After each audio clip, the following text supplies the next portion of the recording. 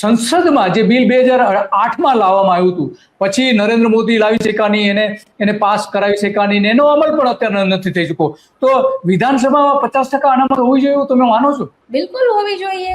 વિશ્વમાં મહિલાઓ અને પુરુષોની વસ્તી બરાબર છે, બંને 50-50% છે. તો નિર્ણય લેતી વખતે ફક્ત પુરુષો શા માટે નિર્ણયો લે? રાજકારણ એટલે શું? મૂળ તો વ્યવસ્થા સાચવવાની છે ને. રાજકારણ એટલે તમામ પ્રકારની સામાજિક, રાજનૈતિક, સાંસ્કૃતિક, તો વ્યવસ્થા બનાવવાનું, વ્યવસ્થા ચલાવવાનું, સાચવવાનું કામ ફક્ત પુરુષો શું કામ કરે?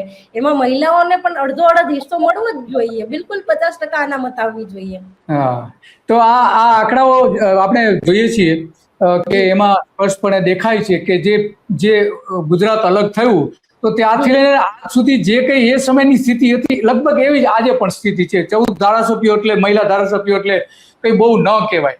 તો આવી પરિસ્થિતિ જે ઊભી થઈ છે એના સ્વાભાવિક છે કે પુરુષ પ્રધાન જે રાજકારણ છે એ સૌથી વધારે જવાબદાર લાગે છે. તો હવે આ મહિલાઓ માટે સંસદ સભ્ય અને વિધાનસભામાં જો 50% કે 33% અનામત જો લાવવામાં આવે તો એનાથી શું તમે કઈ રીતે જુઓ છો? એમાંથી કોઈ ફેર પડશે ખરો? ધારાસભ્યો તો